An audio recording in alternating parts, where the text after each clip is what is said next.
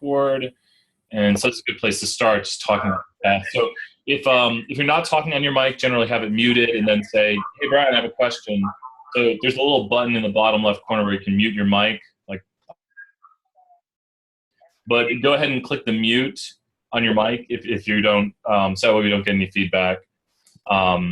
Okay, so the test itself, I have it written. You will get it via Blackboard tomorrow. And basically, when you log in, I'll probably be sending out the password. It's set to only release to certain lists at certain times. So if you log in and it's not your time, you won't be able to take the test. So the 9 a.m. people, the 1 p.m. and I think the 6 p.m. people will get, if those are the times, that's what's in my head right now, they will get the exams at those times. And when you log in to take it, you'll be taking it just through Blackboard. Now, I do have the ability to go in. Some questions are kind of set to kind of partial credit if you get close. And I do have the ability to go in and look at stuff. This is my first time ever delivering an exam through Blackboard. I think it'll go smoothly. Someone took it today. It seemed to go pretty well. I'm going to look at how the averages kind of historically to what we usually get and see if there's any adjustments that need to be made. This is an online class, so we'll see how things go. There are about 37 questions, let's say upper 30s of questions. There's some material I went a little bit light on because I thought it wouldn't translate so well into kind of Blackboard test questions. And so I hit up some, and that's what, when you get a test, that's the way it goes. It's like you learn all these things, and then we pick things to like see how well you learned. And your job is to prepare for anything. And every topic is covered. Some are covered more in depth. I don't want to be like, oh, well, don't study this. But studying any topic will pay off where, you should have a good understanding of all the modules. I will say this, and this is probably the biggest hint I'll drop. Any sort of vocab or any sort of like, when we're talking about different types of sampling methods, you guys might have questions on those here in a moment. You should be able to like know those things and be able to tell me, oh, this is this, this is this, this is what this means. There's definitely a simulation problem on the test. It's not, I shouldn't talk too specific, but yeah, there's a lot of good stuff. If you don't want your camera on, you can hit the camera off button. It's in the bottom left corner, and that'll turn off your camera. So if people don't want their camera on. So what other questions are there? What material would you like me to go over? What would you like to know? You can, in the chat, say, Brian, I have a question, or if no one's talking, you could just kind of turn on your mic. I can hear you.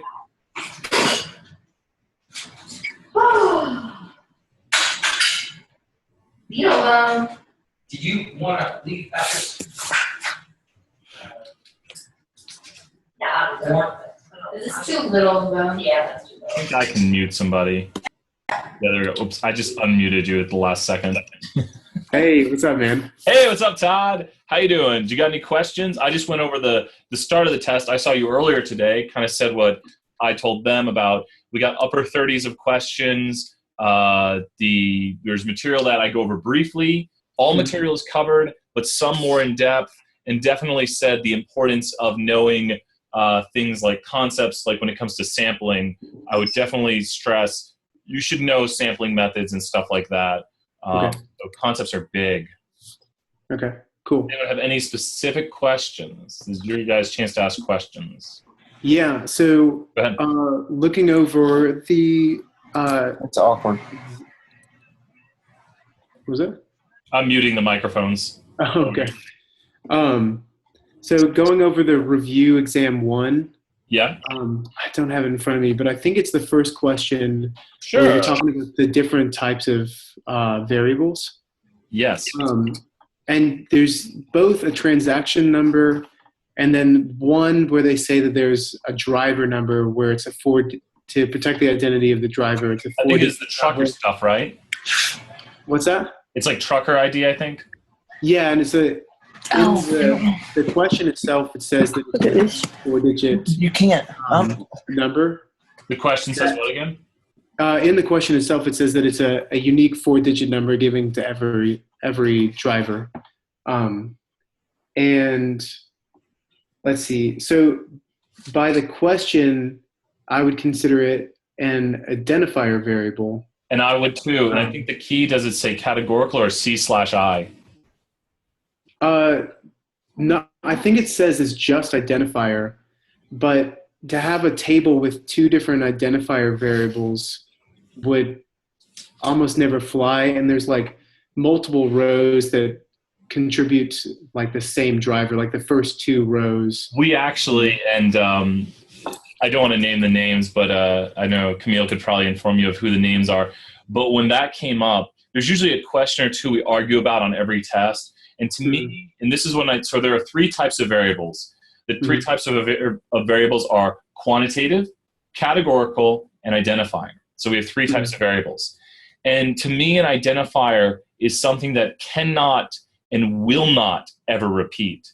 So we have to be careful, because sometimes something can act like an identifier, like something like social security number is usually what we think of as an identifier. But if you say, let's talk about who's ordered pizza and do it by their social security number. Well, in that instance, if you say, Brian ordered 5 pizzas and you have my social security number listed 5 times, the real identifier in that data set would probably be the pizza order number. Because the pizza order number, you're like, oh, pizza order number 5 was Brian Stevens. My social security number is not really an identifier anymore. It's just category Brian Stevens. So I think that's where, and this is maybe the biggest confusing thing ever, is that an identifier is kind of like a key in a data set. If you've ever heard of these in data sets, a key in a data set is like the unique, will bring you to a certain row. If you tell me an identifier, it'll bring you to that row. It'll identify one row of data, and that's the point of an identifier. So in the case of Trucker, and we have our arguments among the stats world, because believe me, I think this was one of the ones, I forgot the intricacy that you point out on this one. There was the discussion where I was like, no, like this is categorical. And they're like, no, it's identifier. It says like Trucker ID. And I was like, well, but it doesn't act like that. It's meanwhile just like we could say what was the name of the trucker, or this is Trucker A, this is Trucker B. It's serving as a categorical. So remember, an identifier is merely a variable that identifies one row of data. And so our 3 types, quantitative, categorical, and identifier, which identifiers you can think of cannot, will not ever repeat. If you tell me the identifier, I know the exact row of data you're talking about. Okay. So in that case, the key on exam 1 is wrong. Yeah, it was this. I should have corrected that. I'm using keys that we have had, and I forgot about the intricacies of that. And I would totally agree with you, Todd. I'm going to go 100%. Todd, you are correct. And this was something we highly debated, and I could even, it says, this is driver, right? Yeah. And it says I on top of it. I bet you I even have it in my emails, our discussions about it. Identifier.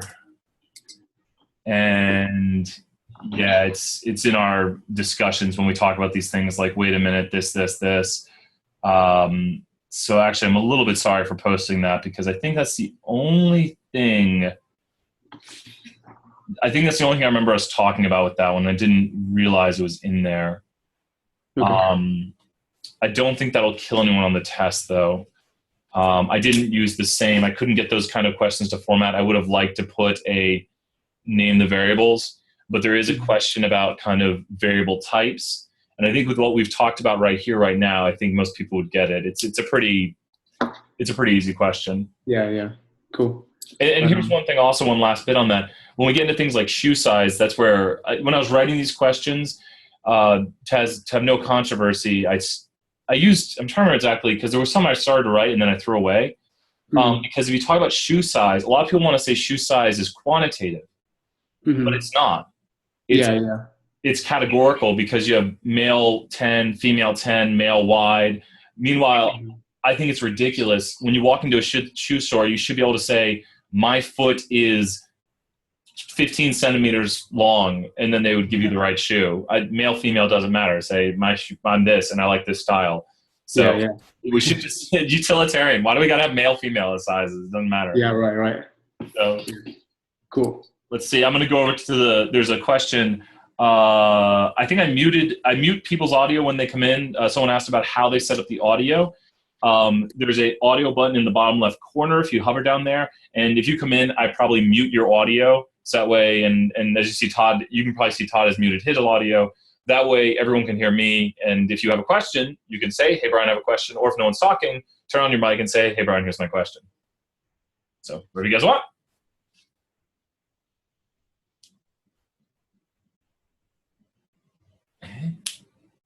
What chapters, what units, I should say units, what units were the most confusing to you guys? And I might pull up some decision trees here so we can talk about those. That might be what I do. Do you guys want to see some decision trees? Yeah, the decision trees would be good. Yeah. Let's pull up some decision trees. I love decision trees. And I'm going to go to screen share right now. So hopefully someone's probably going to come in and I'll have to like run over and mute the mics again or something. We'll see. So we're on screen share, a simulation problem. Simulation problem. We'll do simulation next here. Windows is crashing on me. So jump. Let's go to some old data we got here. Okay. Can everyone talk and get a thumbs up? Can you see my screen? Can you see? Good, good. We're good. Okay. So what we're going to do right here is we're going to build a decision tree. And there was a lot of great decision trees posted. So we're going to go down here. I always forget if it's under modeling or multivariate. I have to hover over the two. And we're going to go to partition. So in this, a decision tree, as we talked about, takes data and splits it into groups. And then this ball over here is going to get split again.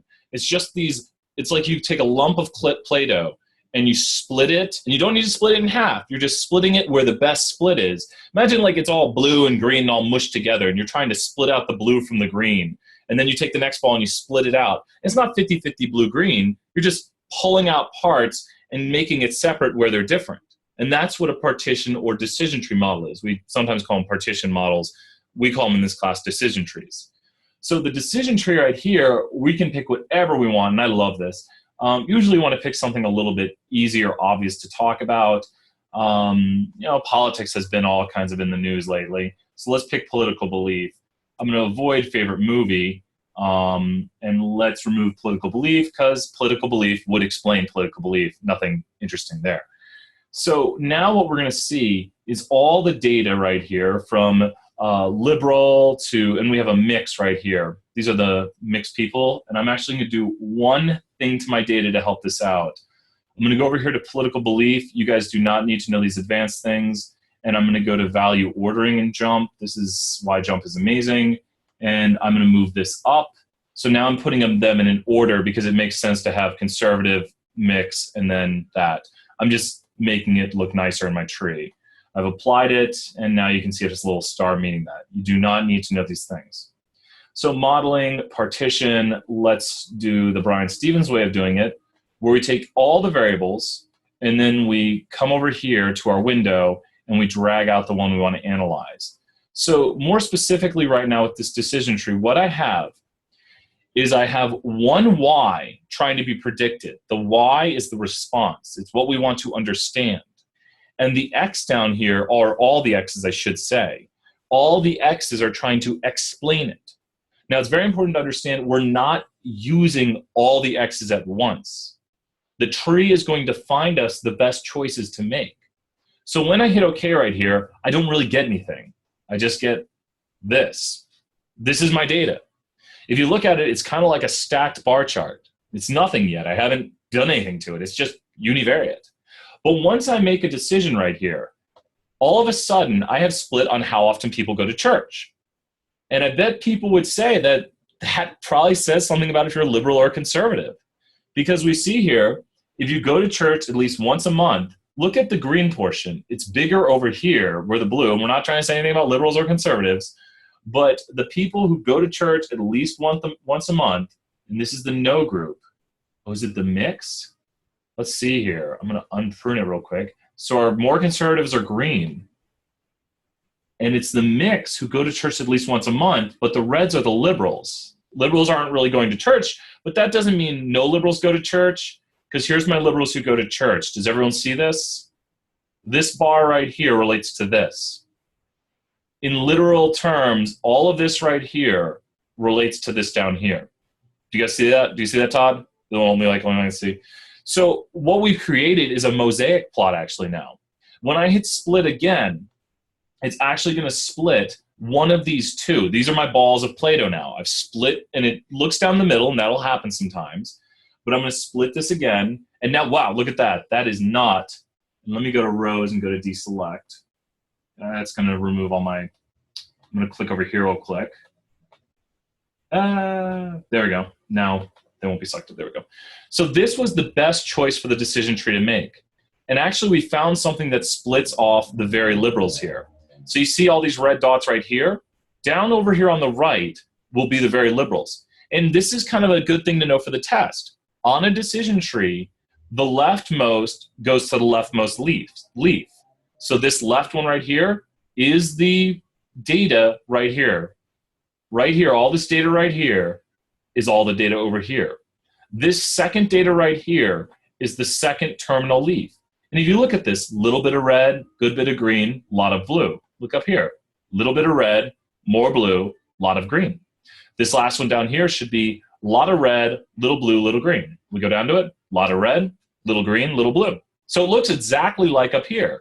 The terminal leaves in the decision tree match the groups right here. We have group 1, group 2, group 3, and you can see the big line dividing them. So what decision did we make right here? And it's interesting, like this just goes towards stereotypes. I'm not trying to say that thing about liberals or conservatives, but if you look at it, this decision tree says that liberals who go to church are smokers. This red right here really sectioned out into smokers. So I could make a split over here, and over here we could look at it's how many Facebook friends they have. This tree really doesn't do a good job, though, because it only explains 10% of the variation in someone's political beliefs.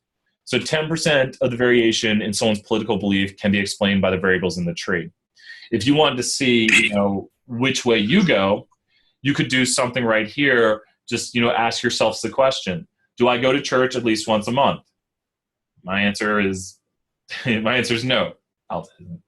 And how many Facebook friends do I have? My answer would be a good bit. I have over 1,000, I think. I don't even go on it anymore. So I would be over here in this group. It would have a hard time predicting me. I'm not really predicted well. But if I had had fewer Facebook friends, it would have predicted me, let's look up here, more conservative. Wow. It would have said I am conservative. If I had said I go to church and that I am not a smoker, it would have said I'm kind of moderate. If I had said I go to church and I am a smoker, it would have said I'm liberal. So it's interesting. And the reason you might say to yourself, well, this doesn't work so well for me, is because we're only explaining 10% of the variation. This isn't an amazing decision tree. So let's get an amazing one right here, and then I'll take another question. If we want to do a decision tree that works really well, sometimes we have to do something obvious, like predict gender. So predicting gender is a fairly easy thing to do because questions like height and weight are pretty obvious sometimes. So now males are blue and females are red. We have our ball of Play-Doh, and we're going to split it. It doesn't split down the middle as we see. There's 357 here and 271 here. You can see the 271 is smaller, much like we talk about mosaic plots, by the width down here. The width of this is smaller because there's 271 points inside of this whole thing here. And as we pointed out before, all of this data right here is this right down here. This is the 271 people. All the data right here is everything up here. All the data over here is all the data inside this box right here, 357 points. So we've already explained 44.7% of the variation in male-femaleness. You split maybe twice more, and you ask yourself the questions. You say, how tall am I? Well, I'm over 69 inches tall. And how much change am I carrying in my pocket? And it's interesting. I want someone to come on it's like, how much change are you currently carrying? And that's interesting. And I know why that says that. And it's something we think about with society. Why in the world does how much change you're carrying predict if you're male or female? Why in the world would that do that? Why would do what? Most likely because if the girls are wearing dresses, they're not going to have pockets, or I don't know if this is. If you look, the more change you're carrying, the more likely you are to be female. Those who have change are more likely to be female. Oh, okay. And so why are females more likely to have change? Well, if you're carrying a purse, you're gonna have. I got my purse right here, so I got my man purse. But that's probably what it is. That's probably what it picked up on. Is that okay? And this isn't like we could remove this and we could see the R squared change. It had 6% of variation explained. It's kind of decent. I know you guys probably didn't do these cool things like the split here and prune here options. I think someone did it. I think someone did though. But you can see if I take this decision tree, it's going to predict me to be a male. I currently have no change on me. And if you're short and you weigh less, you're female. You can split here, and we could see, let's say split here. And if you're short and, it's just all these things, you can just see how you take this path. And down here, remember the red is female. The red is female. So if you follow this path, you're going to be predicted female. Are there any questions about decision trees? We could move on to like a simulation idea right here. Questions about decision trees?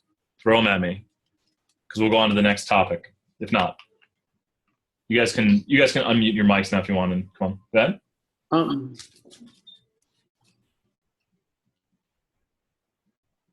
So I had a question. Like, we can see that like the change in R square is going to be leveling off. Like it's going to be not as much of an increase in R square as the more splits that you make.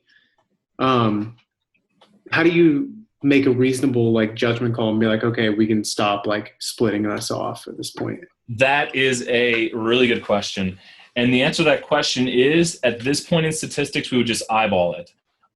You would kind of look at it and say, well, it's leveling off, and some people might say here, some people might say here. If I were to ask students this reasonably, I would probably in the neighborhood of 2 to 6 or something. But statistics has an answer.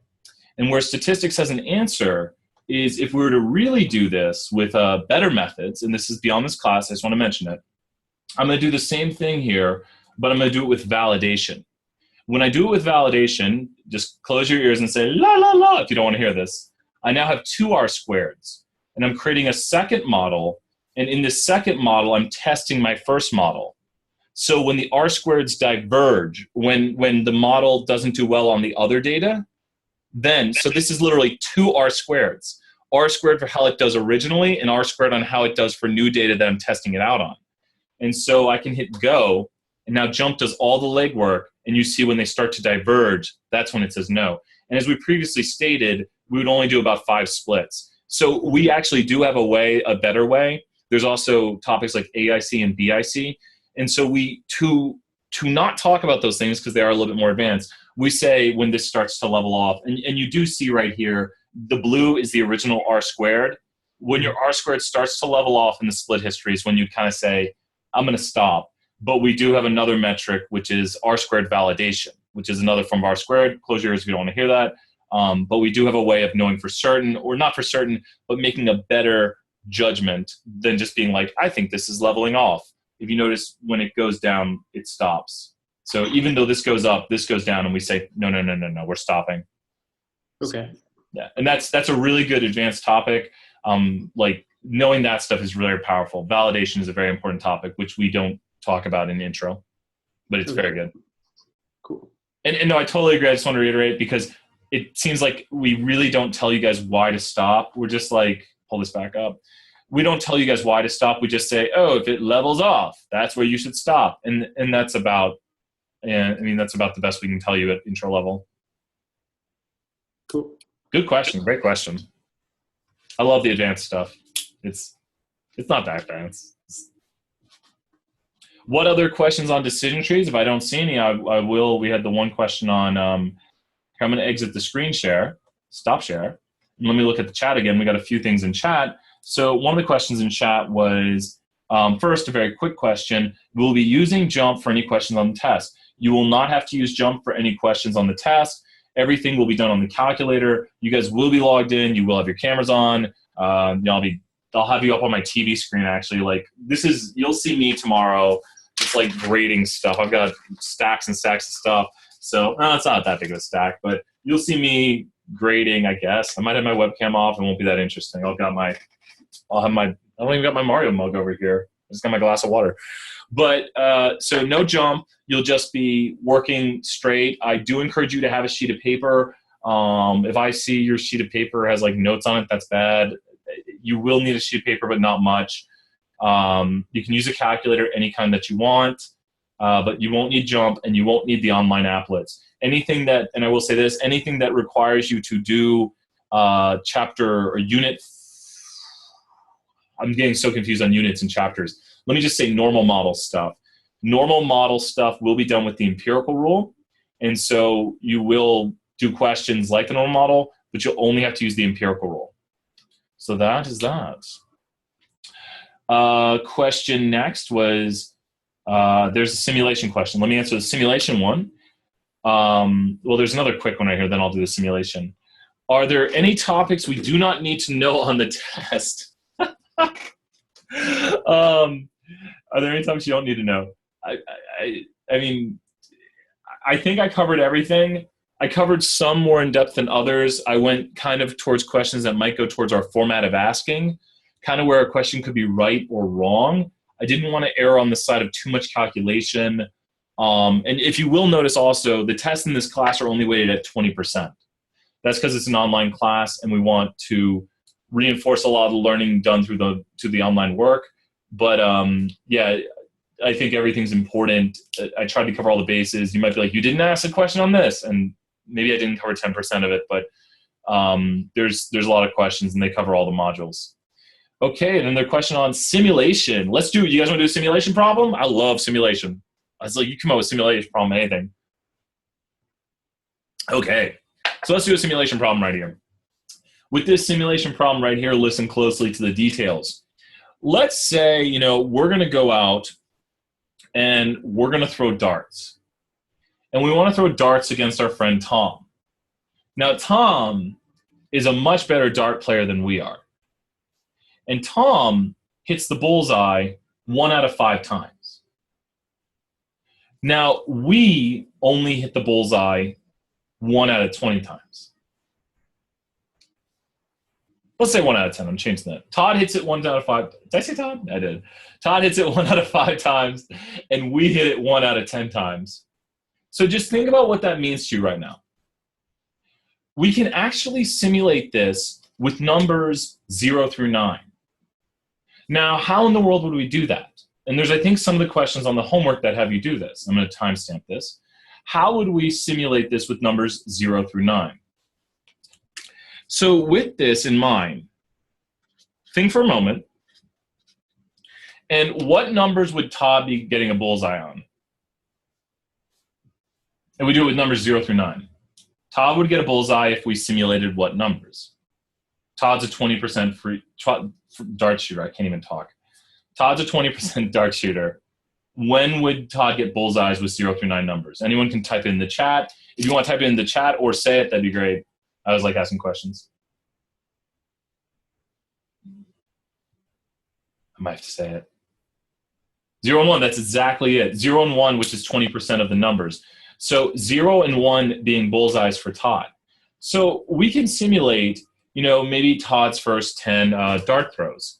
And with this in mind, let's go over here to randomnumber.org and our favorite site in the world. You will not have to use this on the test, but this site is awesome. And someone was mentioning to me some weirdness they saw with it, that it was like not being so random, they thought. But sometimes I think we as humans think it's not random when it is. I don't know. We're, as we say, we're very bad judges of random. So let's go over here. I'm going to minimize this for the moment. And let's bring this over here. Okay. Oh, you behave. It's going to be good. There we go. So we have the randomnumber.org site. I'm just trying to make it bigger so you guys can see. And here it is right here. So we need to write down the numbers that Todd gets. And let's do 5 right here. So 9, 0, 6, 2, 0. Oh, man. 9, 0, 6, 2, 0. Let's simulate one more round for Todd. 7, 6, 9, 9, 4. Whoa! That's bad. 7, 6, 9, 9, 4. That was 7, 6, 9, 9, 4. So now we're gonna shoot. I mean, we're gonna free throw. I can't even talk. We're gonna throw darts. I always do free throws. We're gonna throw darts. So when do we get it? Someone pick a number. Hold. I can only see Kate. Kate, what's the number where we get it? Hold up your hand and show me the number where we get it. We get a bullseye. 6. 6 is the number Kate says. So we only get a bullseye when it's a 6. We can pick whatever number we want. It could have been 0, it could have been 1, but we only have a 10% chance of getting 6. So with this in mind right here, let's go ahead and simulate. 9, 3, 3, 5, 0. 9, 3, 3, 5, 0. Next we get 5, 6. Yes! It's like you get excited when that happens. 8, 9, 6, 8. 9, 6, 8, 5, 2. 9, 6, 8, 5, 2. 9, 6, 8, 5, 2, unless I messed it up. I don't want to be in here. So I'm gonna write those down for you guys. Let me open this up in Word right here. Let's view it a little bit better right here. Let me cancel out of this. Yes, one of the files later. That is the biggest lie you can ever tell to Word, that you want to view files later. I'm never going to view those files. It's never, ever happening. I don't even like those files. 90620. Okay, that is Todd's first round. And then 76994. The next would be 93, and this is us now. This is our first round against Todd, the dart champion. 96852. Okay, and when we hit that, we get the space. So kind of what I would do here if I was doing this, I would either make these italics, bold, underline. You do everything you can to them. And this is really great because when you look at this right here, in this first round, Todd got 2 bullseyes, which is ridiculous. What is Todd's percent bullseyes for the first round? You can turn on your mic and say it's kind of obvious to see when we write it all down. I might say it, I guess. He got 40%. And so the first round right here, Todd was 40% on bullseyes, which is way above what he is simulated to get. But he actually rebounded towards what he gets. Oh, gosh, this is so weird. This was simulation. You guys got to remember this. Overall, over the 2 games, Todd was 20%. We didn't make up these numbers. And we were 10% because we only got 1 out of the 10. That's what we made the simulation to do. But we beat him. We're a 10% bullseye shooter, and we beat him. And this is what happens with simulation. So what we could do is we could do a question like this where we match up the games, and we could say, how many games out of 10 would we expect to beat Todd, or does the simulation show? And if you match up all the games here, if this was a thing and it said on top of here, it said game 1, actually that's going to work just normal, game 1, and then this said game 2, and you looked here and you tried to look at it down the lines, you said, in this one we win, so let's go to home and go a little red right there, we win right there, and Todd wins right here. This is all just fake fantasy, us simulating a 10% dart shooter and a 20% dart shooter and seeing how often the 10% dart shooter wins against the 20% dart shooter. And this is simulation, and it works wonders because it can show us, like, hey, if I were to go against Michael Jordan, like, you could go out and see how good of a free throw shooter you are and put your numbers, and then you could say, what is the probability I beat Michael Jordan in just a free throw contest?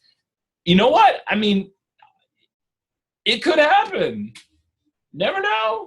And I really mean that. I mean, it's not probable, but, he's getting older, so maybe you could. But this is simulation. It works wonders. And I think our example right here really highlights a lot of what we want to do with it, is that we want to show how numbers and concepts and probabilities can be looked at via simulation. So this is an excellent example of simulating free throw darts and seeing what we get. So we did not plan for the numbers to turn out this way. Magically, I'm astounded by that. And actually, this can get us to our other topic. While we're looking at the screen right here, I think this will come up. It's kind of a Wikipedia image that we even kind of use. We could diverge the topic a little bit, and we could type in law of large numbers. The law of large numbers is one of the concepts we talk about, and it literally shows right here the law of large numbers, that if we were to do all these simulations, and this is one of my favorite images. I kind of wish we had used it. I showed it in class a lot. This is flipping multiple coins and seeing the percentage of heads or tails on those coins. I think this is actually our next topic. It's module 13, so I'm not going to mention it, but briefly here. But do you think about it, when you flip a coin, it's either going to be all, like the first flip is either all heads or all tails, right? For that coin. Like when you look at how many heads or tails you've gotten, right? But what do all coins kind of go towards in the end? They all go to 50%. All fair coins will go to 50%. All these lines represent a coin. And that's what we kind of saw over here, is that in the long run, you know, we might start out better than we expected. But if we truly are 10% at hitting bullseyes in the long run, and this was not the long run, this was just kind of lucky. We really did with the numbers. But in the long run, we will see the numbers approach the true proportion. So this breaks into another concept, which is great. It's all statistics is related. So that is a probability question. I'm going to go look at the chat. If someone has a question, feel free to ask. I think there was another chat question, which I had not gotten to yet. Someone said, I think I got all chat questions now. If there is another question, will a basic calculator suffice? Yes, definitely. You do not. I love my TI calculator, and it can do some crazy stuff, but you'll be fine. You won't need to do all the craziness. I'll tell you guys this. They used to say, like, we used to use tables back in the day, and even some of your tips on the thing tell you to use a table. And my teachers used to always say to me, well, you're not going to have a computer on you at all times. Nowadays, I have on me my phone, and my phone has in it the normal distribution, so you guys can see that up there. My phone has the normal distribution, and all that stuff you guys do, I can just do on my phone. It's just an app called Probability Distributions, and it has every distribution we could ever use, and not every in statistics maybe, but so yeah, but you won't need those. But when people used to say, like, oh, but you won't have your computer on you to look them up, I'm like, well, I have my phone, so, and I don't think I'm not going to ever have a phone. Will there be fill in the blank and short answer? I had problems getting those to work, the fill in the blank and short answers. So I didn't really, there's a lot of, I wish I had the exact breakdown. I would say there's about 10 to 15% true false. There's about 40% multiple choice. And then there's about 40% numeric answer. So you're looking at a good bit of numeric answer and a good bit of multiple choice. There's a lot of multiple choice. I tried to make them tricky, tried to make it a lot of conceptual. There really is a good bit of conceptual, and that's kind of what I lean towards with this exam, is that your homeworks are very kind of number crunchy, and then this exam is more conceptual. And we'll see how it goes. I'm interested to see. I'm hoping everything goes off without a hitch tomorrow. It went decently this morning. And I talked to the OIT people too, or my people. Are we taking the test through Blackboard, right? That is correct. You will be logging into Blackboard and then taking the exam during your time period. You need to be logged in. I think you only, you need to log in during that period. I don't know all the intricacies, but I know if you log in, when I said you should log in, and you get on here on Zoom meeting, I will make sure you have all the info. So you need to be here on Zoom meeting, and I will probably have the exam passworded, because you can't see the exam right now. The exam actually exists. It is on Blackboard at this moment, but you can't see it in the exam folder. It's hidden to you right now. And when your time comes, I will have a password, which I'll say, this is your password for the exam. And then you click the exam and you enter the password, because it'll be viewable, and then you'll be able to take the exam. So, and you will only get that password if you're on Zoom meeting. And if you're not on Zoom meeting and I find out you took it, I won't be happy. So don't make me not happy. That'd be bad. So, and we need to ensure that with you on Zoom meeting, we just need to see you on your webcam, and I have your UT photo roster stuff. So I can then look at your UT photo roster and I can say, if we really think there's an issue with someone, we could ask you to maybe show your ID the next test. Whoever I ask to show their ID, I'm going to sound like a jerk to, like, I need your ID, Todd. I don't know. It looks like you've lost like 50 pounds since the last time. I don't know. So you don't look like a redhead. I don't know. So Now I'm going to feel like such a jerk when I say to someone that. Refresher on the normal model empirical rule. Okay, cool. The normal model empirical rule. So with the normal model empirical rule, and you guys probably heard me say it like 1,000 times in that video, 68, 95, 99.7. And let's go back to the screen share over here. I'm actually going to pull up the image first. Once in a blue moon, something will be weird on here. Normal. Yeah. Trying to find my good picture. So we're just finding one of my favorite pictures right here. 95, 90. Okay, this is my favorite picture. Got it. Okay. So let me start sharing right here.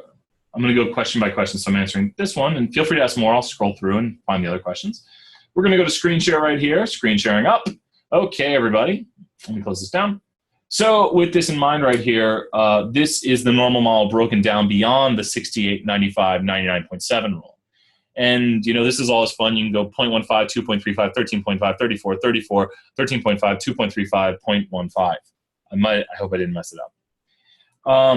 You just work with it so much you get to know that.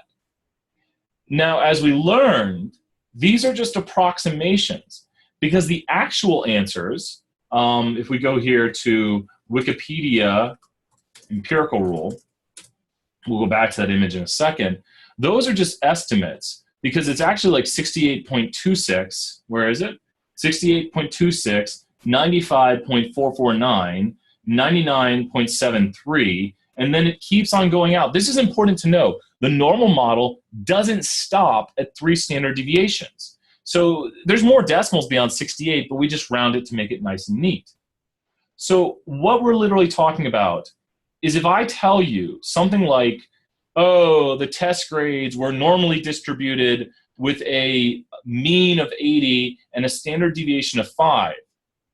If I tell you it was normally distributed with a mean of 80 and a standard deviation of 5, then what would you expect the central 68% of the class to make? Between a what and a what? If I tell you it was normally distributed with a mean of 80 and a standard deviation of 5, the middle 68% of the class would make between a what and what? Someone might say in chat, or do you have chat still on? Where's my chat? There's chats. I don't see chats anymore. The answer would be, if you look down here, if you put 80 at the center and go 1 standard deviation down, we'd be looking at 80 minus 5 and 80 plus 5. So a lot of times in class, I didn't get to do this with you guys, I encourage students endlessly to draw it. You want to be able to draw, like you just draw 80 right here and then go 75, 70, 65, 85, 90, 95. And it keeps going, but the percentages get so small because people really don't score that high. It's kind of a, you know, it doesn't go beyond that. So with this in mind right here, if you draw this all out, there's no question I can't ask you that you wouldn't be able to get. Just think about this. If I put 80, 85, 90, I know that the top 2.5% of the class, and if you look right where my cursor's at, right here at 90, this is the top 2.5% of the class, and that's because I'm adding this up. Also, 90 is 2 standard deviation. And I have my students do this all the time. I wish you guys could do the in-class stuff with me because I go 68, 90, 95, excuse me, 68, 95. Now, what's in between this? In between 2 standard deviations is 95. What's outside of it? 5%. What's on one side of it? 2.5%. So if you do 68, 95, what's on the outside? 5. What's half of that? 2.5. If you do 68, what's in between? 68. What's outside? 32. What's half of that? 16. And that's a good way to break it down a lot of times to make sure you're doing it properly. 68, 32, 16. 95 is the next. 95, 5, 2.5. And I'm just talking about one of my hands. Either one of my hands would be 2.5 because it's symmetric. So it's a good way to break down the normal, to understand that we're just trying to break it down into small parts. Now, you cannot divide these in half. I didn't put that question on the test, but it's always a good one. That is a good trick question. Because people, if you look, it's, I think asymptotic's the name for it. It has a slope to it. And so it's not even when you cut it in half. If I told you This is portions of gold. Would you want the portion of gold that's on the left side of the arrow right now or on the right side of the arrow? Like if we're just talking about this pink area in here, this pink area in here, do you want the portion of gold on the left side or the right side? I think everyone's going to say right. Because everyone's like, well, that portion of gold's bigger. I can see it.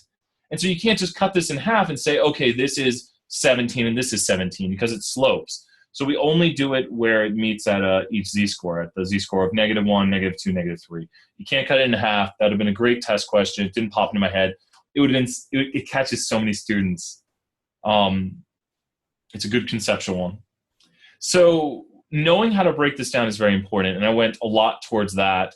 Also, let's talk about one other thing I know that's on the test. I'm not trying to say everything on the test. Watch everyone get hundreds. You guys would like that, right? Everyone gets hundreds on the test. You guys are like, oh, that's awesome. But you guys are hearing the review. Test tomorrow. Let's bring up another thing. This is mentioned. If we look at something like height, let's pull up height right here, and let's go ahead and fit a normal on top of it. Does it do that? Whoa, jump 12 makes, oh no, they're red because I colored them. Let's make them not red. Let's go to rows and clear states. Okay, there we go. I thought jump 12 was making outliers red. I was like, I did not know it did that. Go away. You're in my way. Okay, so now I'm going to go up here and I am going to go to continuous fit and I'm going to put a normal on top of it. So this is seeing how well a normal fits. And does that normal look like it does a perfect job? I would say not. We have a few ways of viewing this. We can go to a normal quantile plot. And now with a normal quantile plot, when is a normal quantile plot good? Somewhat silent. When it's like straight line, right? Normal quantile plot, we want to be in a straight line. Because this red portion right here is what we expect a normal to look like. And so the more it bends, but still, like, I think we talked about this earlier, we're just kind of looking at stuff and being like, we're not really making a big decision here. To make the big decision on whether or not something is normal, we go to a goodness of fit test. So let's go here here it is over here. Let's go to our goodness of fit test right here. And the goodness of fit test is what it says. It is a goodness of fit test. What did we fit on top of this? We fit a normal, like it says right here. We fit a normal. Does it fit good? That is the question. So now what we read right here, the null. We're going to talk more about nulls and alternatives later. The null is what you start out believing without evidence otherwise. So the null says that the data is from the normal. That's what we currently believe. And then it says small p-values. P-values. Maybe that stands for probabilities. So small p-values reject the null. That looks really small. Let's hover over to what Jump says. It says, is small enough. This p-value is actually 0.0000006 zeros, because e to the -7, 0.000003003. That's tiny. That's like 1 in a million chance. So this is not normal. Well, we can't prove it. In statistics world, we would say we have, as it says, very convincing evidence. We have convincing significance that this is not normal. And when you look at this, does this look like a perfect normal curve? It kind of looks, what do you guys not like about it? And think about this. This is height. If this was one of my classes where I do extra credit, this would be perfect extra credit question right here. What do you think about this distribution of height? It's probably not normal because it's probably what? Well, you've got bimodal and it's slightly skewed to the left. Yep. And actually, this slight skew to the left is probably people who answered the question incorrectly. And I'll show you that in a second. But you're right, the bimodality. And the bimodality, I'm sure you're thinking, is because of male-female. We have a peak right here at about 5'6", and we have a peak right here about 5'10". Look at that, 5'10 peak, 5'6 peak. 5'6 peak is the majority females. Not that guys aren't 5'6", and not that girls aren't 5'10", but we know in society, guys and girls have about a 4 or 5 height inch difference, and this is the peak for girls, this is the peak for average guy height. These people down here, I'm going to go to tables and subset on them. I'm going to take them all out. I'm going to subset these people. And there are these people right here who said that they are 5'6". This guy, or this girl said she is, excuse me, I totally ruined what they did because I gave it away. This person said they are 4'6", 4'6" and 170 pounds. They probably meant 5'4". This guy right here says he's 220 pounds and 4'9". It's what these people did a lot, and I'm not saying everybody, but I think there's evidence for quite a few of these that they accidentally put in, instead of, how many inches tall are you, they put in, they put in 5'6", which isn't how many inches tall they are. So we see this, but you can be anywhere from, it's in the slides, the shortest and the tallest people. You can be anywhere from like 33 inches tall or 30 inches tall to 80 inches tall. So they fall within the realm of possibility. Maybe we should throw them out, maybe we shouldn't. But and Todd was right. That's where we see that little skew on the sides. So is it right skew too? Let me look here. I think Todd said left skew. I think that's what it is. Yeah, kind of that left skew. That's the real left skew. Yeah, I'd say it's left skew. In the box plot, the box plot also. I don't think this is mentioned, and this is a thing that just goes beyond. We don't mention this in any class ever, and it's probably because this isn't common. But JUMP puts in a diamond for the mean. So you can see the mean, and you can tell over here, the mean is 67, the mean is 68, and the mean always follows the skew. So a good quick thing, since we're talking about data and describing it, if we were to describe this distribution, if we say it's skewed, and we could argue over this, but it's not normal. If this distribution is skewed, the best description of center is the median. If the distribution is skewed, the best description of spread is the IQR, which would be calculated of 64.125, 71 minus 64.125. So the IQR, I'll show you here in the calculator. It's like 6.875, I think. Do it in my head, but I'll show everyone on the screen. Say 6.875, that's what it is. So Q3 minus Q1 is the IQR. Q3 minus Q1, and that is the measure of center, because we're going to call this distribution skewed. It is skewed, so we need kind of things that are impervious to skew, because these outliers down here at the bottom don't impact the skew. More questions. So I know that you said that we wouldn't be using JUMP, but will there be JUMP output that we need to check out? Say if like we're looking at regression and you want to look at an R-squared value. I think there is. How do I incorporate R-squared on the test? I think there's some. Yes, I remember. I think I wrote a multiple choice on R-squared, just because having you guys write sentences on it, which we usually do, didn't seem to work so well. So understanding what R-squared is very important. I incorporated some other regression topics, and I will say this. You see, you guys are getting the bonuses by being here and watching this and like paying attention right now. Regression's the one I went the lightest on, just because regression is a lot of, in Stat 201, regression is a lot of interpretation. And so I figured your regression knowledge is going to show by the MyPearson work you do. So although regression is super important, I went lighter on that. There is regression stuff on there, but I didn't really throw up much JUMP output, lest it was pretty much interpret the slope, interpret the intercept, interpret the R-squared. So I went light on the JUMP output. Plus you guys haven't seen a ton of it. So I went more towards a lot of conceptual, a lot of definitions. We'll see how the test goes. I have good faith in it. The person liked it this morning, at least unless they were lying to me. I don't know. But it's like, I hated that test. Like, all right, sure, whatever. But yeah, great job to people answering the questions in the chat. I just went over to the chat. Swing long to zoom in into. I reinstated at school. Why not? Honey, Mrs. Hodges said you could return to school. Now it's your turn. What about return to school? I'm sorry, I hit my unmute button. It's Brenda. Okay, Sorry, I'm watching TV too. okay, I was like, what? It makes no sense. Reba McEntire's on the TV. You tell Reba McEntire, I'll do what I want. That's right. So What other we got? I'll keep going with the questions. Ask about any module you want. So regression is probably some of the lighter stuff. It probably only encompasses. You think about this. We have 12 modules on this test. So each module probably ranges from 5 to 15% of the test. So there's some that are probably more like 5%. There are some that are more like 15%.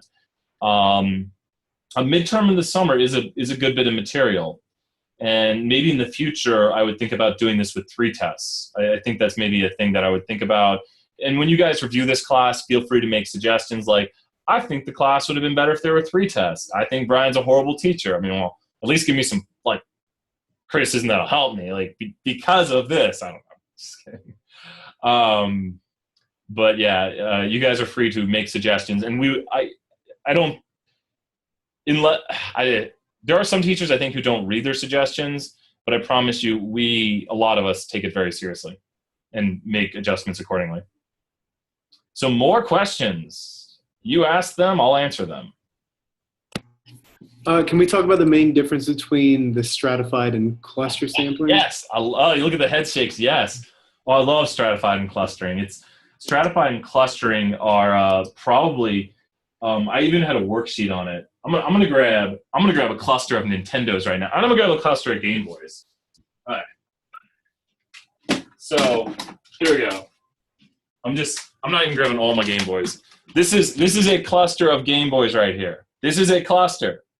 These are all Game Boys. We got, Game Boy DS, we got Game Boy Pocket, we got Game Boy, and we got Game Boy Advance. So a cluster is when you're grabbing a bunch of things at once. And then what I do with all these is I sample all of these. I'm going to take a census of that whole cluster. So how do you cluster sample students? You just walk in and you go into a classroom and boom, you take that whole classroom. So when you cluster sample students, you'd be taking a whole classroom of students. You could go to the new UC and cluster sample students. You could cluster sample orientation people. You go up to a table, that's a cluster right there. Now, what cluster sampling is diametrically opposed to what stratified is. So how am I going to stratify now? I am going to sample the systems in my apartment, but I'm going to stratify. So I'm going to walk over here, and I'm taking down my stuffed animals. You guys don't want to know how many systems I got in this apartment. So now I got some original Nintendos. So yeah, there's 2 original Nintendos. I got a GameCube. Don't worry, I got another GameCube. It's got some Wavebird controllers. Well, what I'm doing when I'm stratifying, listen to the key concept here. In stratifying, you are acknowledging differences. So when you stratify sample, you must acknowledge differences. I want to make that clear. When I first went out to sample, I grabbed a group of things, and they were kind of put together at random. If you go into Krispy Kreme and you cluster sample, how do you cluster sample donuts? In what way have they randomly put together donuts that you could grab a cluster of donuts? Anyone can turn their mic and say it if they want, or I can say it. What way do they randomly put together donuts that you can just take a cluster of donuts? What do we call a cluster of donuts a lot of times? Like an assorted box? Assorted box is perfect. I mean, they just say, oh, we have an assorted box. And would you think that they would probably randomly put those donuts into the box and you'd just be getting kind of generally what they have, right? I mean, why would they put all the bad donuts in one box or all the chocolates? They say it's assorted, right? It's an assorted box of donuts. It's a cluster of donuts. But if you want to stratify and you say, I want to sample Krispy Kreme and I want to see how many defective donuts they have and I want to stratify. Now you must acknowledge differences. Give me a key difference you want to acknowledge on Krispy Kreme donuts. I love donuts. What difference do you want to acknowledge with Krispy Kreme donuts? Like, which type is going to be the sweetest of the donuts? Kind of. What about glazed versus filled? Or there's glazed and filled, but let's say filled versus non-filled, or sprinkles versus non-sprinkles, or cake versus there's the cake donuts, and then there's the fried donuts, or whatever they're called. You know what I'm talking about? Like the different types. Every time I stratify, I'm going to acknowledge a difference. Much like with my gaming systems, if I go into a gaming store and I want to see like how well their game systems work, maybe they have thousands of game systems. So I say, okay, in this game store, they only sell Nintendos and GameCubes. So since they sell 20% GameCubes, I'm going to test 20% GameCubes in my sample. Since they sell 80% original Nintendos, I'm going to have 80% original Nintendos in my sample. Now they have 1,000 game systems in this store. When I stratify sample, remember, 20, 80, and there's a GameCube over here for 20. How many GameCubes am I going to sample if I sample 100? 20. Yeah, 20% of 100 is 20. And now my sample, because the store sells 20% GameCubes and 80% Nintendos. So now in my stratified sample, my sample looks like the population. Their population of 1,000 game systems is a 20-80 split, and my sample, which acknowledges the differences in the population, has a 20-80 split. If Krispy Kreme only does, let's say, 30% glazed, 30% filled donuts, and we want to see filled versus non-filled kind of defects, we go out and we sample 200 donuts. How many filled donuts do we want if they only have 30% in their population? It's going to be 60. Exactly. And that's how every time you stratify, you're acknowledging differences. Now, let's say I go to Krispy Kreme and I want to stratify, and I say, well, I'm going to go grab boxes of donuts. I'm going to grab boxes of filled, and I'm going to grab boxes of just glazed. And that's what we want to sample, the 70% glazed and the 30% filled. And I'm going to do it in accordance to that, but I'm going to grab boxes. What have I added on to my sampling method? I have now added on a multi-stage method. I think you're going to say it right there. I've added on a multi-stage because I've added on cluster sampling. The idea of taking the boxes and doing a census of the box is a cluster sample. So remember, clustering is taking a whole bunch at once. In a cluster, you assume that everything is alike. I'm not saying that all the glazed and all the filled are alike. I'm saying that the box of glaze that I grab is just, they put them in there at random. It's a good sample of the glazed donuts that they make. If you go to the Coca-Cola factory, how could you stratify? How could you stratify at the Coca-Cola factory?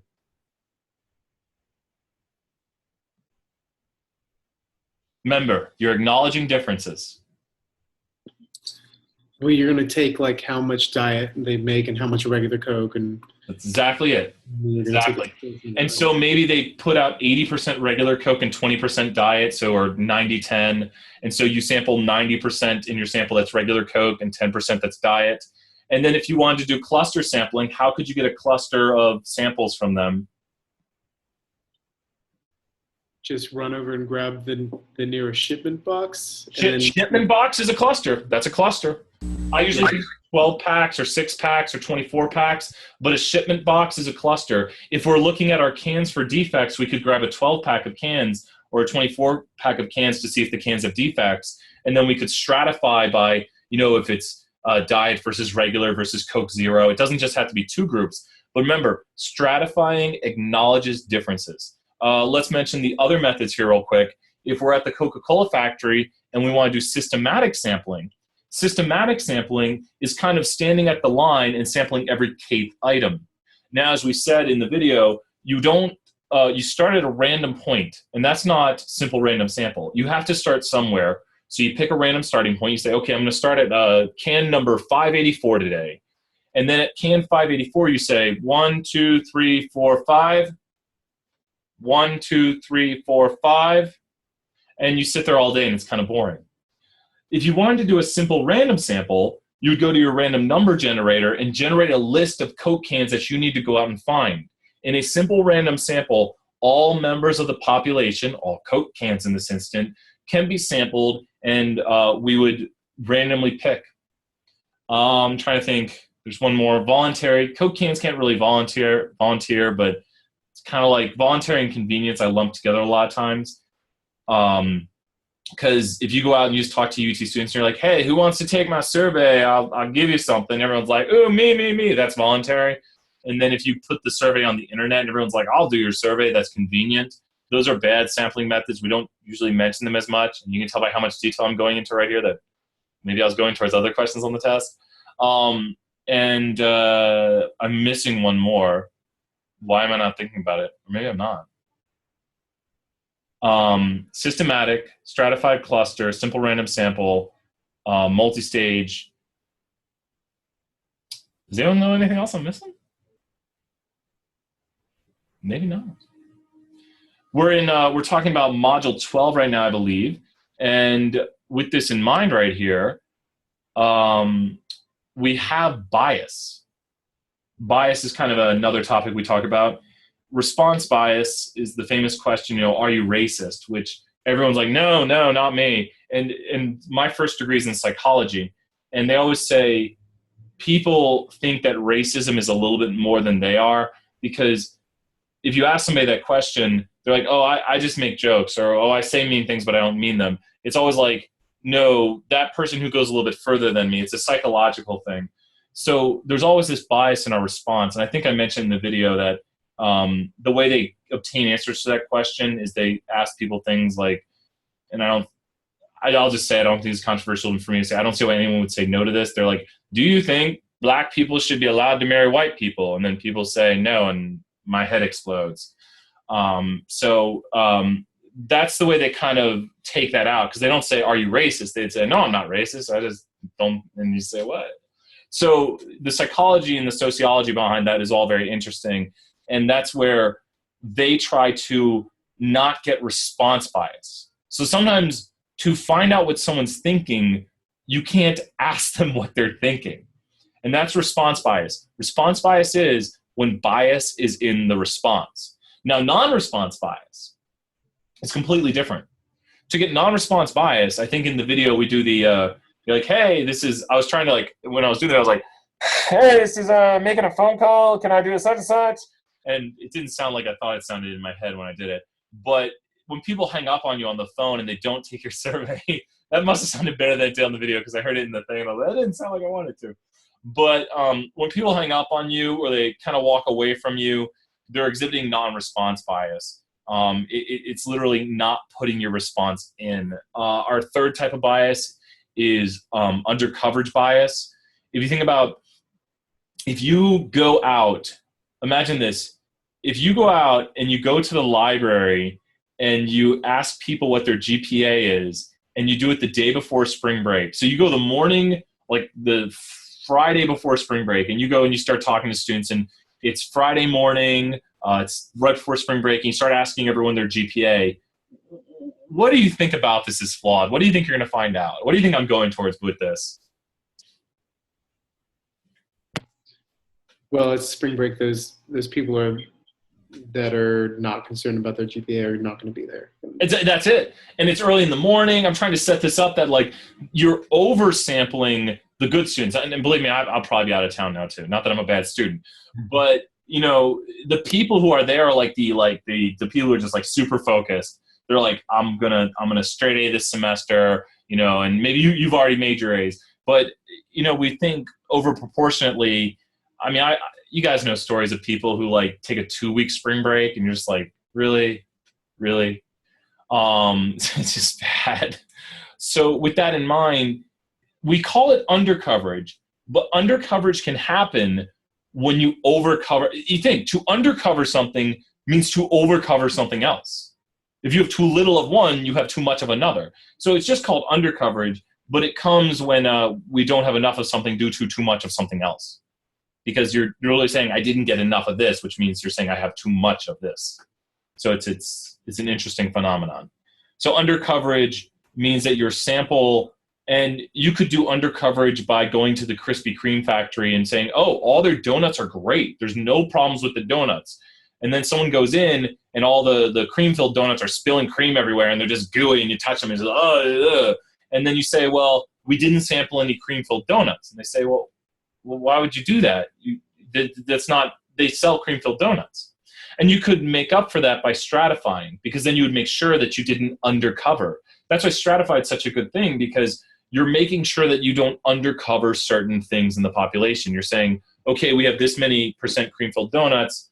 Let's make sure. I want to mention this. I have not gotten a haircut since we did the first video. And so my you can see the progression of Brian's hair growing.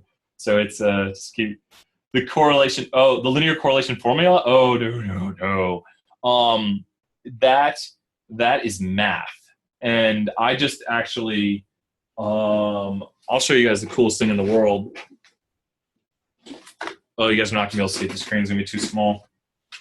I just finished matrix algebra, and we just did regression by doing it by hand, and so we just did. Where is it? We just did regression by hand with mapping vectors from a certain degree space into another space. And so there's like the mapping of a vector space into another vector space. And yeah, there's the equations down at the bottom, just kind of determinants and matrices and all that stuff. So this is not a math course, which is great. And I love math, but this is not a math course. The correlation formula, it's all pretty and stuff, but when it comes to correlation, what you need to know with correlation is the idea of what, like, let me go to my Wikipedia graphic. It's one of my favorites, which I think we did include this. I swear I'm going to read in a review one day, like, all Brian knows is Wikipedia. It's good. This graphic right here is the great one. This is we statisticians bow down before this graphic. All right, so let's go to screen share here again, and let's look at the graphic. Okay, and then we'll hop over to. I think there's a question. Yeah, that was matrix algebra 251. So I'll mention more in that second. So this is was this graphic in the slides in the modules? I'm trying to remember if I supplied it to them.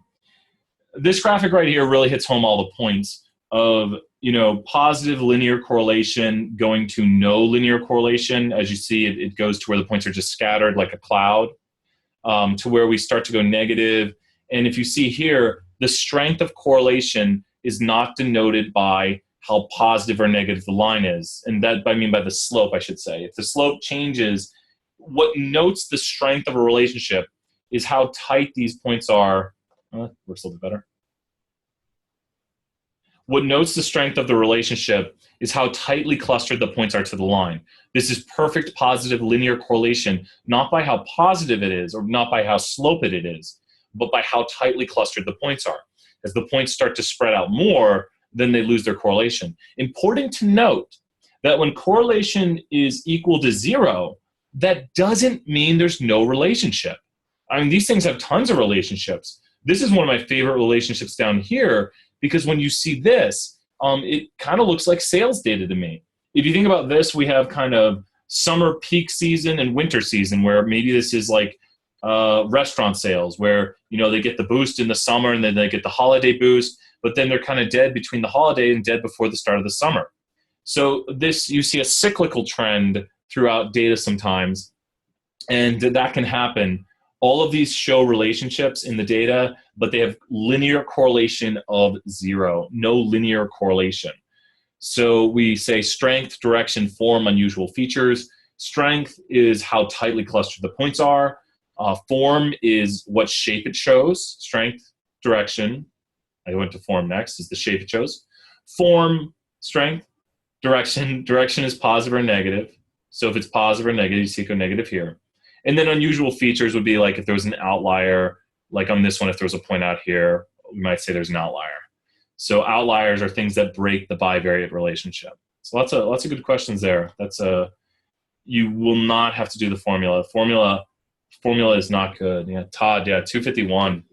So I got my grade on the final. So I did well. I was very happy. Thank you. I was very happy about that final grade. Wasn't bad as I thought it'd be. More questions. You guys got them? Type in your question. Are you guys liking the Zoom meeting? Give me a thumbs up if you're liking the Zoom meeting. If you guys feel like you're, yeah. So we got 3 out of 5 people liking it. Just kidding.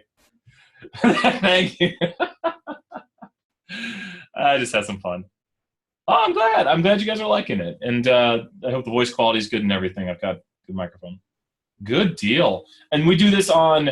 I need to update because I'm trying to make sure I know exactly when we're doing. I'll probably send out a second part of the semester, like, let's make sure we know Zoom meetings are at this time, because I think when I changed it, it got confusing. So I'll make sure you guys know. So come to them. We haven't had a lot of people during the weekly Zoom meeting. I feel like it's a good chance to learn a lot. And maybe I should have made these required. Like maybe I should have done 3 a week and made, but they only have 25 capacity. I was half worrying we would. I'm happy with the turnout, but I was a little bit worried we'd break capacity, which we didn't, which is good and bad. So more questions. You got questions, I got answers. Type in anything you want. It's like the Brady Bunch right now. It's like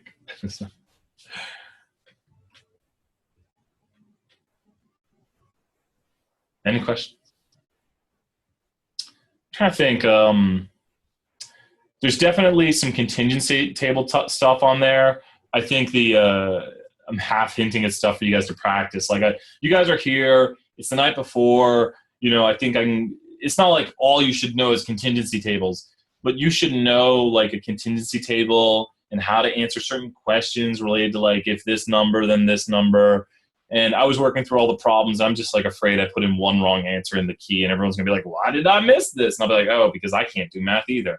But there's always a chance I could make a mistake, and hopefully we won't see that. I'll know that when a bunch of people take the test, if everyone misses like one question, I'm like, well, oops, I was 1 decimal off. But I also gave some leeway. Any key points that we should know from pivot tables? For the pivot table, I was thinking of like, pivot table questions are always the hardest to come up with. And if you notice that module is one of the shorter ones. And so I will admit that's one of the more 5%-y ones of the test. I'll say that too. The pivot table is one of the more 5%-y. The pivot table question on the test is being able to read a pivot table. So the being able to read and understand a pivot table and being able to just kind of know exactly what the data inside of it means. I would say your best way to review for that is to go to the pivot table slides and maybe make up a question for yourself. Like just kind of look at it and be like, okay, I didn't go over the mechanics of a pivot table, which was a possible question I thought of too. I was like, maybe I should do a mechanics of a pivot table question, but I didn't.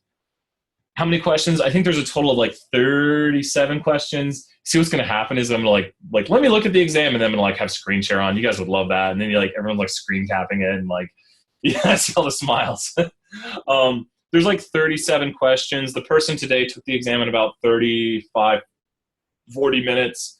So please take your time. Don't be cheating.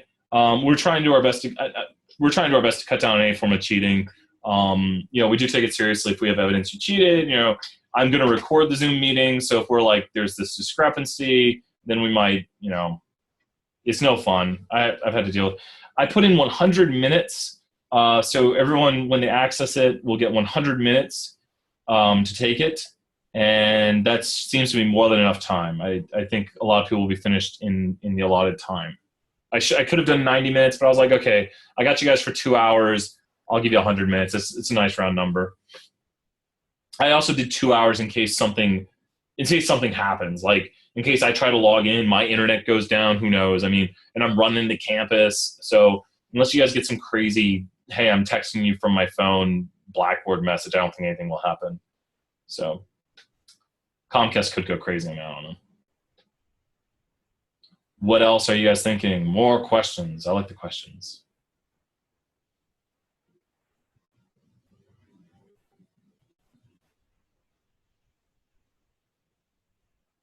Is anyone taking any of the other classes in the BOSS stuff? Is anyone taking any of the BOSS stuff?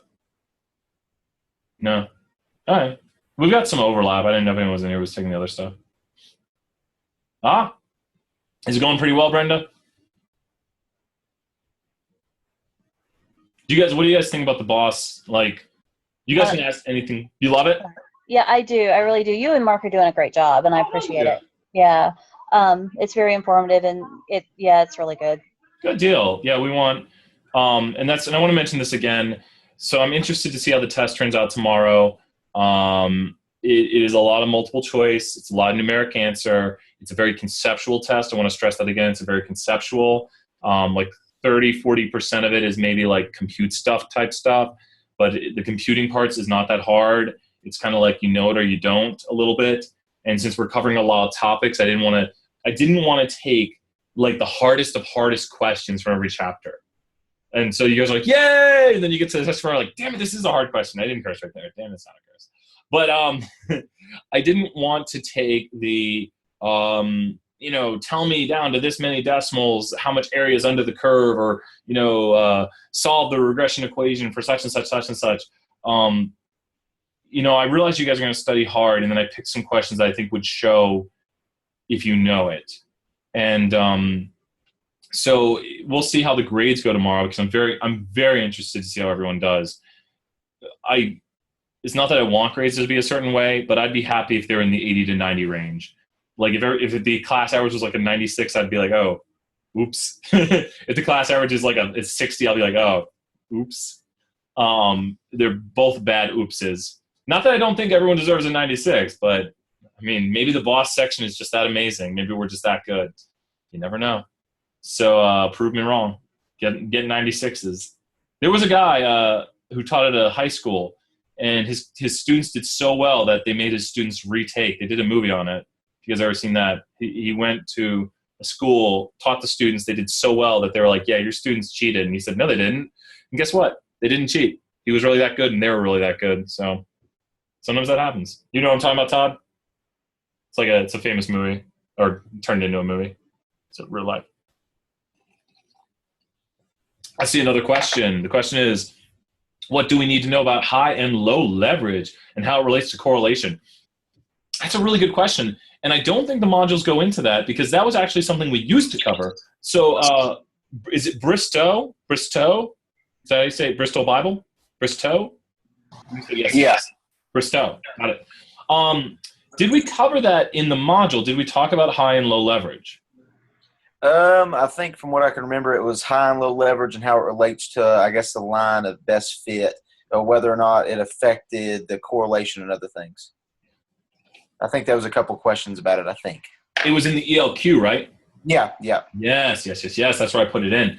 So I do, you might notice the ELQ sometimes has a thing that goes a bit or two further that I think will extend your learning. So you don't need to know that for the test. I go more toward the module stuff for the test. And that's why, and that's a great question, because when we talk about high or low leverage, which is not covered throughout the modules, is kind of just something extra in the ELQ, which is just kind of the pushing you a little bit further sometimes. With this in mind, high and low leverage is the idea of a point that is extreme in the X space. If you think about a teeter-totter right here, and this isn't on the test, so don't freak out. It's a point that, and we'll go back to the screen share. Okay, so a high or low leverage point, a low leverage point is at the center of the X's. Just think of this as a seesaw. If you were right here and jumped on the seesaw, would it really go up or down? It wouldn't really move. But if you were all the way over here on the far side of it and jump down on it, it's going to like fly the seesaw way up. The whole seesaw is going to bend and fly up. So leverage is how extreme you are in the X space. And points that are really high leverage can really change a model or change a correlation. Points in the center aren't really going to change things much. So the leverage can impact the correlation and can impact regression. It's a very important concept.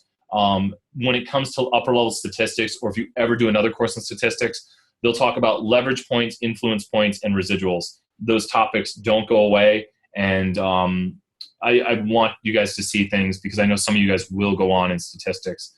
So the idea is, let's type in Cook's D plot. We should get an image for this. They're showing plots of this right now to show extreme values, but influence right here. And if we type in leverage plot into Google, so we don't get everything too crazy, leverage plot. So you can see like the idea of leverage and just things in the X space. A leverage plot just tells you how extreme your values are in the X space, left or right. If you notice, these are centered at 0 a lot of times to talk about the leverage, how far out something is. So that's a good concept for regression and for correlation, but don't worry, it's not on the test. It was kind of one of those extended learning quizzes that it's just a small topic that I thought should be added, and it's not too crazy. And considering the ELQs are take as many guesses as you want, I didn't think it was too bad to put there. I feel a little more safe putting things on the ELQ since they're, you get as many tries as you want. I don't try to put anything too crazy though. More questions. Lots of awesome questions.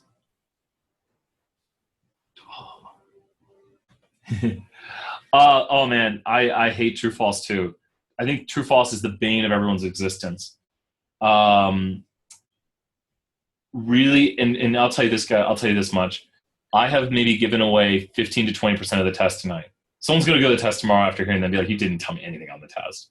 But I really have said a few things I know that are on the test because I wrote it. And I always like to do that in my review sessions is drop some subtle hints. And so a few of the true falses have been covered. Just be careful. Don't, have your scrap sheet of paper. And when it comes to a question, if you're thinking about it, write down like, don't even look at the answers sometimes, I would say. Like, don't even look at the answer. It's like, what is R squared? Oh, man, I'll say it. R squared is percent of variation in Y explained by X. That's what R squared is. So R squared is percent of variation in Y explained by X. If you start reading all the answers and you start like confusing yourself and you're like, wait, was it this or was it this? I like to, and this is the way I've always taken tests, is come up with an answer before looking at the answers, and it'll guide you. Because if you come up with the answer you think it is, you're not trying to, you have to have something to compare to in your head. You shouldn't just read everything and say, does this make sense? You should be like, is this close? No, what I was thinking is opposed to this. So with true false, especially, maybe it would say something like, systematic sampling is, putting numbers on all the observations and then selecting them, and I didn't use, if I say selecting them randomly, it's obvious simple random sample, which it is. But systematic sampling, once you read systematic sampling, you should say, oh, that's selecting every kth item, such as like selecting every 5th soda bottle after starting at a random starting point. And if you know that, I can't really write anything that would trick you on a true false on systematic. As soon as it says systematic, you should be like, that's selecting every kth item after selecting a random starting point. And so you should just don't trick yourself. Like, don't write down, use as much scrap paper as you can. You should see my tests. They're just scribble everywhere. So yeah.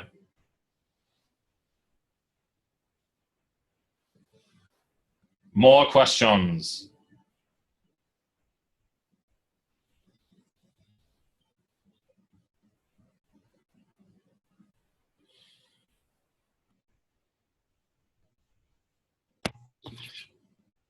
When we were talking about the 5-point summary, what will change if you're adding to like an extreme point, like on your maximum value, you add enough, like I think the example was like 100 to the extreme value only. You're going to, you won't be. That's the quiz one on it, right? Yeah. Mm-hmm. There was something that I remember, and this probably doesn't matter for the test, but like I was wondering about transformations of data. Like transformations are they can like make skewed data look more normal and stuff. A log transformation will do that. Yeah. And so that'll end up changing that 5-point summary too. And just as kind of a general conceptual question, I was wondering like, I understand how the math works, so the transformations, but like that almost makes it seem like you're making your data fit the way that you want it to. It's like, yeah, and we do that a lot of times, especially in regression, to achieve normality, because you don't want to see the big thing, and we've talked about is, does the plot thicken? We don't want our residuals to have like a shape either thick or thin. The residuals thickening is a bad thing, because when we talk about a model that, I'm going to use the complex words right here. So let me pull them up, and let's talk about what is achieved by doing some of these transformations and why normality is so important to us. So let's see here. I'm going to go to my Wikipedia page. You guys have no idea how much I love Wikipedia. Here we go. I pulled the Zoom meeting, and where's my Zoom meeting? So when we do transformations, I'm hiccuping here so much. And screen share. Okay. So when we do transformations, a lot of times what we're trying to achieve is normality. And as you see right here, if we were to put a line through this, the model is making worse predictions at the end. So when we bring points in a lot of times, we'll undo some of this spread of data. And this one isn't maybe the perfect example for a log transformation, but pretty much all transformations, most of the time, are trying to achieve normality. Normality is a big thing in statistics. Normality of residuals, normality of like the spread, and that is residuals. I'm saying the same thing. But in this one, we see a problem right here. So what we really want to see is heteroskedasticity, homoskedasticity, which means same. Hetero means different, homo means same, and so skedasticity means spread. And this model has the same predictive power throughout. It's not getting worse or better as we go along the line. So this is a regression right here looking at it. And transformations on this will oftentimes, we have transformations that can fit the model better. I'll show you guys something real quick. Let's hop in here. I'm trying to think of a data set. Height and weight will do it. If I'm going to put in height and weight, and let me do this. I'm going to put in a fit model, and I'm going to predict height, and I'm going to put in weight, but I'm going to put in a weight squared term. So now I have a transformation. I have weight squared. You can put in like log of weight and stuff like that. It depends on what's in the relationship. So when we see this right here, no longer have I fit just a straight line to the data. Because as you know, people, as they get heavier, generally, let me reverse this. Sorry to reverse it. Let's predict weight. That's what I want to do. It's going to work better when I talk about it. So let's predict weight and use height to predict weight. So we'll see a transformed term right here. So there we go. I've got my regression I'm doing. And what we see right here is as people generally get taller, what happens? As people get taller, they generally weigh more, right? But it's not like, don't we kind of reach a lower point where we kind of bottom out? I mean, if you have friends, they're not going to weigh 0 pounds. Because if we had a linear model, you can just imagine the linear model right here. It's just going to go straight down endlessly, right? And eventually it'll start predicting people negative. Now, this is a parabola, but it does kind of go more towards what we think, that it kind of bottoms out right here and maybe fits the model a little bit better than a straight line would. It actually will have a higher R squared than our original model of just a straight line, and we got predictive plots and leverage plots and all that good jazz up there. But transformations allow us to fit things better, achieve normality, and that's the key goal of transformations, is to be more true to the data and to explain it better. And to, if you look at right here, my residuals, actually this one shows the residual plot without a click. Does it? Here's my residual plot. So my residual plot is probably better than it was without doing this transformation. And this is how much I'm missing by the actual minus predicted. So it probably looks better than my original one, which I don't have here to show, which in truth is very easy to do. If I just go to relaunch, remove this, and run it again, there's my original model with the line. And I can scroll down here to the residual plot down here. And if you notice the bigger spread up here, like this looks a little bit more normal to me than this one does, because this one has a bigger kind of bump right here. It's neither model's perfect. We're not hitting the $1 million points right here, but I would say this, you notice how this kind of wedges out down here and kind of wedges out up here. This still has sorts of problems. And if we were to put this in perspective, let's put the scale even. That's what that one looks like. And this one right here. So I'm making it 150, 150, so it's even. I still like the left one a little bit better. Maybe I'm just trying to say that for educational purposes so I win, but neither of them are perfect. And our R squared, which is percent of variation explained, I think it goes up to like 39, and on this one it's 34%. And adding in that extra term, we got it up to 39% because I added in an extra term into the model. So you can see the differences in R squared and the differences in model and the differences in misses. So this is just some little higher order regression stuff, but it's kind of cool. And you use transformations to achieve normality or to better describe the relationship between two different variables, between like an X and Y. Great question. That's some really good statistics stuff right there. Transformations are highly useful. Log transformation is one of the biggest ones in like accounting and stuff like that. Accounting and economics use a lot of log because log transformation, if you think about it, it affects large numbers the most. A log transformation will pull a big number down a lot further than a small number. So it's a very good dealing with high stuff. More questions. You ask the questions, I give the answers. If I have the answers, that is.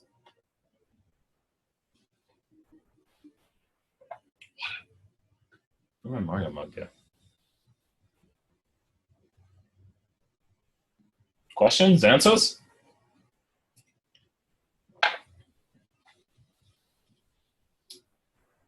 Well, we'll go for another like 3 minutes. If anyone has any questions, I'll answer them. What game system did we not grab? I think I have 16 game systems in this room. 16 different. It's kind of scary. My newest one, this is the craziest. This is a handheld Atari system. It's an Atari Lynx. So it's a handheld Atari system. So I don't even know when it was made. It's Atari. People come in, they're like, I'm out of here. This is talking about video games. So I think we got some good work done. You guys ask the questions or I'll goof off. Anything you guys want, I'm going to go put this up. Bring my dogs over. There's some dogs. I brought my dogs over. Questions? I'm just going to keep showing off my dogs. It's a weird time with Brian Stevens.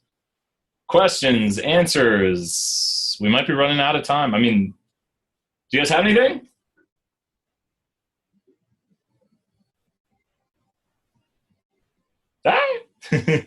Well, if you guys have more questions, email me. I'm throwing my dogs with us. I don't do that, kids. But yeah, it was great seeing you guys tonight. I'm going to save this, so I'm going to stop recording now. We don't have to all leave at this moment, but I'm stopping recording. I'm glad you guys had a great time and maybe learned some stuff about video games, maybe.